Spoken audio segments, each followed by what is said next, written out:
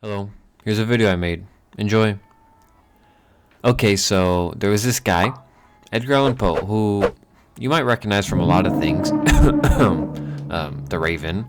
But anyways, he's been accredited as inspiration to some of the best authors to follow in his footsteps, such as Stephen King, H.P. Lovecraft, and somehow Moby Dick. That one seems out of place. But throw all this out the window, because it doesn't even matter. It does not matter. This video is all about one story, debatably the best story to have ever been told. One that, no doubt, everyone here knows. And that story is Maelzel's chess player. And I'm not gonna lie to you guys, this story shouldn't have been possible. Edgar Allan Poe was way ahead of his time with this. And that's kind of the point. That's what makes this story so insane. So, let me explain. Can a machine think? Can a machine surpass a human in terms of intelligence? Nowadays, that kind of thinking holds much more validity. In 2025, it is a real threat that AI could potentially become more valuable than your average person and start to threaten your jobs. But in 1836, Edgar Allan Poe was the only one to think of such a silly question and what it would look like. So what is this chess player? The creator, Johann Maelzel, introduced it as the Turk, and it became to be known as the legendary chess-playing machine, and it was able to think by itself, which made it revolutionary for the time. It was able to beat any person in a one-on-one and outthink them. It was truly a spectacle. The fame of this machine grew instantly across continents, including Benjamin Franklin and Napoleon hearing of it. That's how big it was. Everyone wanted to see this robot because no one could believe a machine was actually smarter than a person. So, if you were arriving to the event, you'd be surprised to see a large wooden cabinet laid on the ground hosting this chess match. And you would see the challenger, whoever it was, and then the Turk.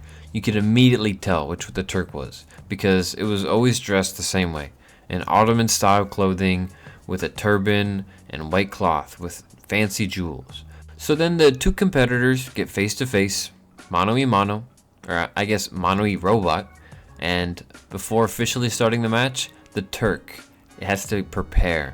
What does it do? They get it and they wind it up.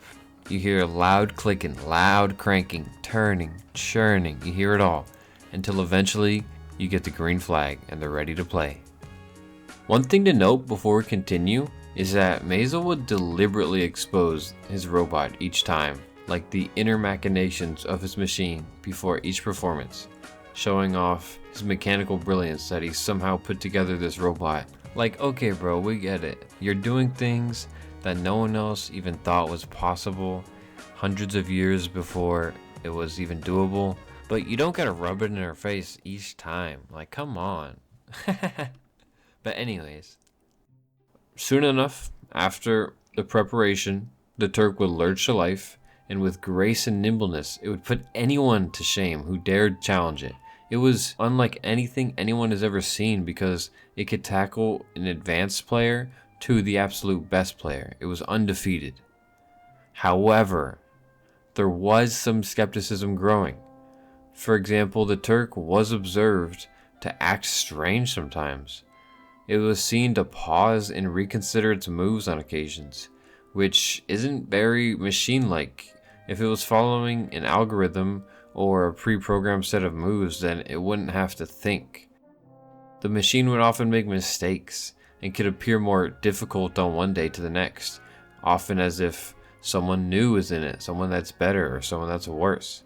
Things weren't adding up, but Maelzel's demonstrations couldn't really be disputed. He was showing off everything that was there to be seen. That's what we thought, at least, until we find out when Poe attends a demonstration on his own that the machine is actually a big sham, and that the sounds of the machine and everything is just a performance put on to trick the audience. When analyzed critically, Poe began to believe that false compartments were responsible for not seeing anybody inside the cabinet. Air vents and small openings allowed the person inside to see the board. Levers allowed them to control what the phony chess player did. But now the chess playing robot is no more, and the belief that only humans could achieve human-like intelligence was reaffirmed. The belief that a robot broke the barrier and was able to outperform humans was proven to be a lie, and that it was always a human that had to do it. So this belief that Edgar Allan Poe had was reaffirmed, but for how long? Are we in the same position as Edgar Allan Poe was in 1836? Because we see ourselves in similar positions as the spectators. Our fascination with intelligent machines has never been about the machines itself, but it's about what they represent.